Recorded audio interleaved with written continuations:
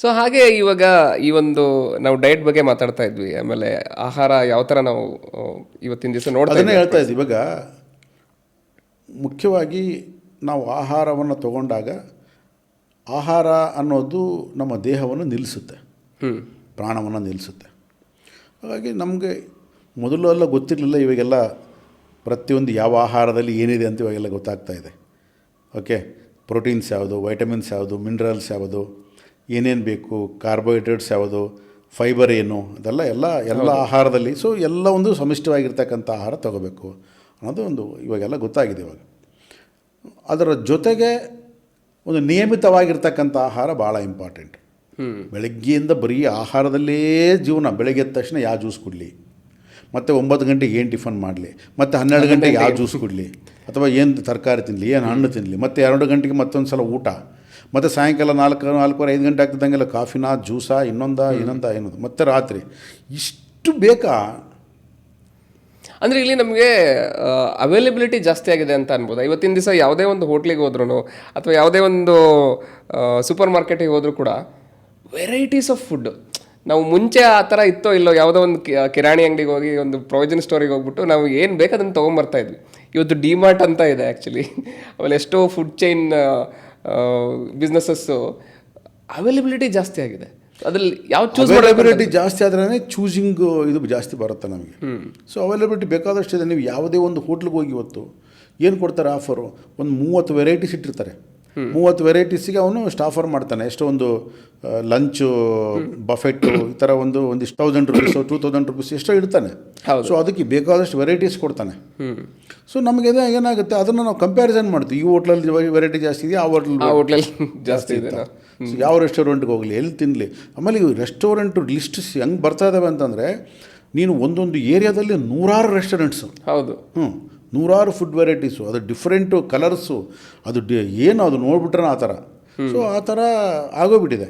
So ಆ ಒಂದು ಟೇಸ್ಟ್ನ ನಾವು ಕಂಟ್ರೋಲ್ ಮಾಡ್ಕೋಬೇಕು. ಹೆಂಗಿದೆ ಪರಿಸ್ಥಿತಿ ಅಂದರೆ, ಕಷ್ಟ ಹೆಂಗಾಗ್ತಾ ಇದೆ ಅಂತಂದರೆ, ದೇಹ ಕಾಪಾಡ್ಕೋಬೇಕು ಅಂತಂದರೆ ತಿನ್ನಬೇಕು ಅಂದರೆ 100 ವೆರೈಟೀಸ್ ಇದೆ. ಆ 100 ವೆರೈಟೀಸ್ ತೊಗೊಂಡು ತಿಂದರೆ ಅನಾರೋಗ್ಯ ಬರುತ್ತೆ.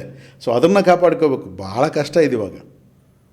ಅಂದರೆ ಇಲ್ಲಿ ನಾವು ನಮ್ಮ ಒಂದು ಸೆನ್ಸಸ್, ಅಂದರೆ ಅದರಲ್ಲಿ ಟೇಸ್ಟ್ ಬಡ್ ಅಂತ ಹೇಳಿ ಏನು ಅದನ್ನು ಕರಿತೀವಿ, ನಾಲ್ಗೆನ ನಾವು ಕಂಟ್ರೋಲ್ ಮಾಡ್ಕೊಳ್ಳೋದ್ರಲ್ಲಿ ನಮ್ಮ ಆರೋಗ್ಯ ಇದೆ ಅಂತ ಹೇಳಿ ಅಂತೀರಾ? ಆ್ಯಕ್ಚುಲಿ ಅದು ವೈರಾಗ್ಯ ಇಲ್ಲ ಅಂತ. ಇವಾಗ ನಾಲಿಗೆನ ಕಂಟ್ರೋಲ್ ಮಾಡ್ಕೊಳ್ಳೋದಲ್ಲ ಅಂತಂದ್ರೇನು, ವೈರಾಗ್ಯ ಬೇಕು. ಯಾವುದಕ್ಕೆ ಒಂದು ಊಟದಲ್ಲಿ ವೈರಾಗ್ಯ ಇಲ್ಲದಂತೆ ಇರ್ತಕ್ಕಂಥ ಊಟ ಅಂತಂದರೆ ಏನು ಬೇಕಾದ್ರೂ ತಿನ್ಬೋದು ನಾವು. ಇವತ್ತು ಬೇಕಾದಷ್ಟು ಜನ ಹೇಳ್ತಾರೆ ಅದ್ಯಾವುದು ಮಿಲೆಟ್ಸ್ ತಿನ್ನಬೇಕು ಅಂತ ಕೆಲವರು ಹೇಳ್ತಾರೆ. ಮಿಲೆಟ್ಸ್ ತಿಂದರೆ ನಮ್ಗೆ ಆರೋಗ್ಯ ತುಂಬ ಚೆನ್ನಾಗಾಗುತ್ತೆ. ಕೆಲವರು ಬರೀ ವೆಜಿಟಬಲ್ಸ್ ಹೇಳ್ತಾರೆ, ಫ್ರೂಟ್ಸ್ ಆ್ಯಂಡ್ ವೆಜಿಟಬಲ್ಸ್ ಕೆಲವರು ಹೇಳ್ತಾರೆ. ಕೆಲವರು ಚಿಕನ್ನು, ಫಿಶ್ಶು ಮತ್ತು ಎಗ್ಗು, ಕೀಟೋ ಡೈಟಲ್ಲಿ ಅದನ್ನು ಹೇಳ್ತಾರೆ ಕೆಲವರು. ಸೊ ಅಂದರೆ ಹಲವಾರು ವಿಧವಾಗಿ ಇಟ್ಕೊಂಡ್ಬಿಟ್ಟಿದ್ದಾರೆ. ಸೊ ನಮಗೆ ಒಂದು ಪರ್ಫೆಕ್ಟಾಗಿ ಒಂದು ಎಲ್ಲಿಗೆ ಹೋಗಬೇಕು ಅಂತ ಗೊತ್ತಿದ್ದರೆ ನಾವು ಆ ತಕ್ಕಂಗೆ ನಾವು ಆಹಾರವನ್ನು ತೊಗೋಬೋದು. ನಾನು ಪ್ರಪಂಚದಲ್ಲಿ ಜಾಸ್ತಿ ಬಿಂಬಿಸ್ಕೋಬೇಕಾ, ಪ್ರಪಂಚವನ್ನು ಜಾಸ್ತಿ ಹಚ್ಕೋಬೇಕಾ, ಅದಕ್ಕೊಂದು ಆಹಾರ ಇದೆ. ಆಧ್ಯಾತ್ಮಿಕದಲ್ಲಿ ಮುಂದುವರಿಬೇಕಾ, ಅದಕ್ಕೊಂದು ಆಹಾರ ಇದೆ. ಅಥವಾ ನನಗೆ ಇದು ಯಾವುದೂ ಇಲ್ಲಪ್ಪ, ನಾನು ಆರಾಮಾಗಿರ್ಬೇಕು ಜೀವನದಲ್ಲಿ, ಅದಕ್ಕೊಂದು ಆಹಾರ ಇದೆ. ಸೊ ಈಗ ನಾನು ಚೂಸ್ ಮಾಡ್ಕೋಬೇಕು. ನಾನು ಫಸ್ಟು ನಾನು ಯಾವ ಒಂದು ರೂಟಲ್ಲಿ ಹೋಗ್ಬೇಕು ಅಂತ, ಅದಕ್ಕೆ ತಕ್ಕಾದ ಆಹಾರ ಇದೆ, ಅದಕ್ಕೆ ತಕ್ಕಾಗಿ ನಾವು ತೊಗೋಬೇಕಾಗತ್ತೆ. ಸೊ ಹಾಗೆ ನಾವು ಇವತ್ತಿನ ದಿವಸ ತುಂಬ ಕನ್ಫ್ಯೂಷನಲ್ಲಿ ಇರೋದೇನಂತ ಹೇಳಿದ್ರೆ, ಒಂದು ಸಸ್ಯಾಹಾರ ಮತ್ತು ಇನ್ನೊಂದು ಮಾಂಸಾಹಾರ ಅಂತ ಹೇಳ್ಬಿಟ್ಟು. ಸೊ ಇವಾಗ ಸಸ್ಯಾಹಾರಿಗಳು ಮಾಂಸಾಹಾರ ತಿನ್ನೋದಕ್ಕೆ ಸ್ಟಾರ್ಟ್ ಮಾಡಿದ್ದಾರೆ ಆ್ಯಕ್ಚುಲಿ ಹೇಳಬೇಕಂದ್ರೆ ಕೆಲವೊಬ್ಬರು. ಇದರಲ್ಲಿ ಸಸ್ಯಾಹಾರ ತಿನ್ನೋರು ಒಳ್ಳೆಯ ಒಂದು ಸಂಸ್ಕಾರ ಕಡೆ ಹೋಗ್ತಾರೆ, ಮಾಂಸಾಹಾರ ತಿನ್ನೋರು ಅವರಿಗೆ ತಾಮಸಿಕ ಗುಣ ಬರುತ್ತೆ.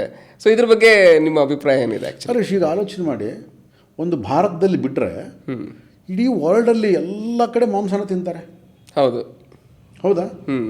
ಆಲ್ಮೋಸ್ಟ್ 95% ಆಫ್ ದ ಪೀಪಲ್ ಮಾಂಸಾಹಾರಿಗಳೇ ಇದ್ದಾರೆ. ಹೌದು. ಮತ್ತು ಅವರೆಲ್ಲ ಕೆಟ್ಟವರ ಅಲ್ಲ, ಹಂಗೆ ನಾವು ಜಡ್ಜ್ ಮಾಡೋಕ್ಕಾಗಲ್ಲ ಆ್ಯಕ್ಚುಲಿ. ನಮ್ಮೊಂದು ದೃಷ್ಟಿನ ಇಟ್ಕೊಂಡ್ಬಿಟ್ಟು ಮಾಂಸಾಹಾರ ಕೆಟ್ಟದ್ದು, ಸಸ್ಯ ಹೆಂಗೆ ನೀನು ಮೆಜರ್ ಮಾಡ್ತೀಯ ನಾನು? US ಅಲ್ಲಿ ಭಾಳಷ್ಟು ಜನಕ್ಕೆ ಮಾಂಸನ ಹೆಂಗೆ ತಯಾರು ಮಾಡ್ತಾರೆ ಕೂಡ ಗೊತ್ತಿಲ್ಲ. ಅದನ್ನು ನಿಜವಾದ ಪ್ರಾಣಿಗಳ ಕಟ್ ಮಾಡ್ಕೊಂಡು ಅದು ಹಿಂಸೆ ಎಷ್ಟು ಮಾಡ್ತಾರೆ ಅಂತ ಗೊತ್ತಿಲ್ಲ ಅಂತ ಪಾಪ. ಭಾಳಷ್ಟು ಜನ ನಾವು ನೋಡ್ತಾ ಇದ್ದರೆ ನಮಗೆ ಆ ಥರ ನೋಡಿದಾಗ ನಮಗೆ ಮಾಂಸ ತಿನ್ನಬಾರ್ದು ಅಂತ ಅನ್ನಿಸ್ತಾ ಇದೆ.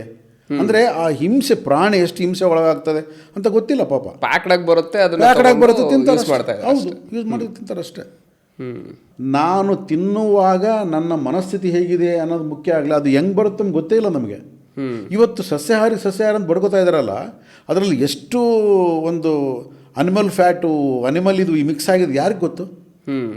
ಈವನ್ ನೀವು ಒಂದಿಷ್ಟು ಕುರ್ಕುರೆ ಅದೇನು ತೊಗೊಂಡ್ರೆ ಅದರಲ್ಲೂ ಕೂಡ ಅನಿಮಲ್ ಫ್ಯಾಟ್ ಎಲ್ಲ ಮಿಕ್ಸ್ ಮಾಡ್ತಾರಂತೆ.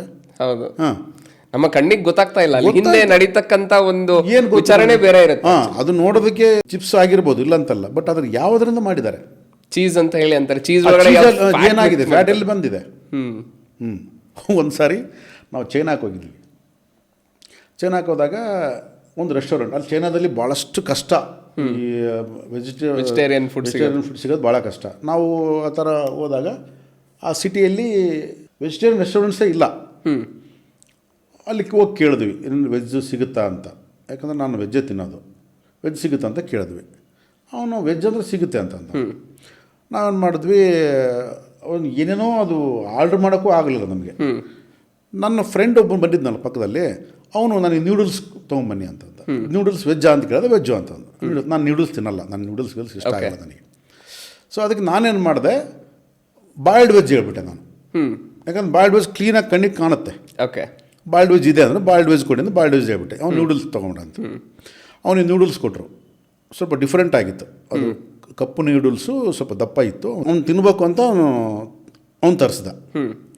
ಇನ್ನೊಬ್ಬರು ಏನು ಮಾಡ್ದ, ಅದು ಯಾವುದೋ ಒಂದು ಅದು ವೆಜ್ಜದ್ದು ಏನೋ ಹೇಳಿದ್ರು ಅವರು, ಅದನ್ನು ಆರ್ಡ್ರ್ ಮಾಡಿದ್ರು. ಅವನಿಗೆ ಕೊಟ್ಟರು, ನನಗೆ ಬಾಯ್ಲ್ಡ್ ವೆಜ್ ನನಗೆ ಕೊಟ್ಟರು. ನ್ಯೂಡಲ್ಸ್ ತಂದಿಟ್ಟರು. ನ್ಯೂಡಲ್ಸ್ ತಂದಿಟ್ಟ ತಕ್ಷಣ ಅವನಿಗೇನೋ ಸ್ವಲ್ಪ ಡೌಟ್ ಬಂತು ಅದಕ್ಕೆ. ನ್ಯೂಡಲ್ಸ್ ನೋಡಿದ್ರೆ ದಪ್ಪ ಇತ್ತು, ಕಪ್ಪಗಿತ್ತು ಅದು.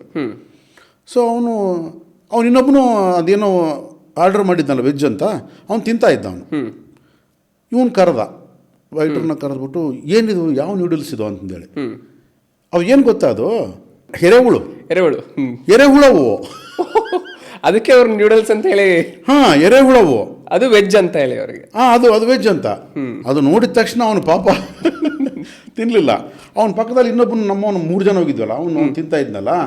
ಆಮೇಲೆ ಅವನು ಅರ್ಧ ತಿಂದುಬಿಟ್ಟಿದ್ದ. ಅವನು ತಿಂದ್ಮೇಲೆ ಅವ್ನು ಕೇಳ್ದ, ಇದರಲ್ಲಿ ಏನನ್ನು ಹಾಕಿದ್ದಾರೆ ಇಂಗ್ರೀಡಿಯೆಂಟ್ಸ್ ಅಂತ. ಬೀಫ್ ಹಾಕಿದ್ದಾರೆ ಅಂತ ಅದರಲ್ಲಿ.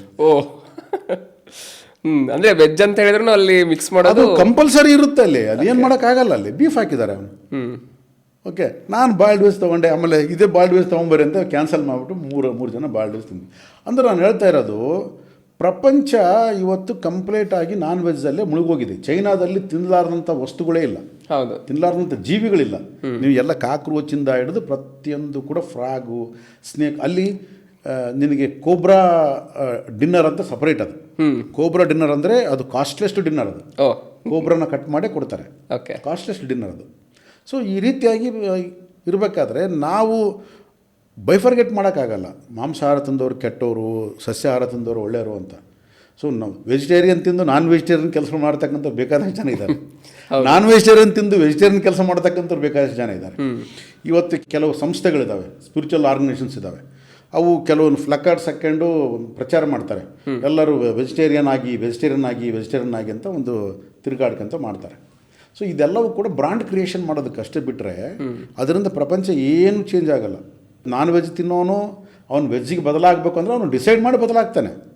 ಇವ್ರು ಪ್ಲಕಾರ್ಡ್ಸ್ ಹಾಕ್ಕೊಂಡು ವೆಜ್ಜು ತಿನ್ನೋರೇ ಮಾತ್ರ ಇದು, ನಾನ್ ವೆಜ್ ತಿನ್ನೋರು ಕೆಟ್ಟವರು, ವೆಜ್ ತಿನ್ನೋರೇ ಒಳ್ಳೆಯವರು ಅಂತ ಹಂಗೇನು ಇಲ್ಲ. ಆಮೇಲೆ ವೆಜ್ ತಿಂದವ್ರು ಮಾತ್ರ ಸ್ಪಿರಿಚುವಲ್ ಆಗಿರ್ತಾರೆ, ನಾನ್ ವೆಜ್ ತಿಂದವ್ರು ಸ್ಪಿರಿಚುವಲ್ ಆಗಿರಲ್ಲ ಅಂತ ಕೂಡ ಏನಿಲ್ಲ. ಬುದ್ಧ ಕೊನೇ ದಿನ ಅವನು ದೇಹ ತ್ಯಾಗ ಮಾಡಬೇಕಾದ್ರೂ ಕೂಡ ಮಾಂಸದಿಂದ ಸತ್ತ. ಓಕೆ, ಸೊ ಬುದ್ಧ ಅಷ್ಟು ಜ್ಞಾನೋದಯ ಆಗಿರ್ತಕ್ಕಂಥ ಬುದ್ಧ ಭಗವಾನೇ ಮಾಂಸ ಬಿಡಲಿಲ್ಲ. ಅಂದರೆ ನಾವು ಏನು ಭಿಕ್ಷೆಯಲ್ಲಿ ಕೊಡ್ತಾ ಇದ್ರು ಅದನ್ನು ತಿಂತಾ ಇದ್ದ.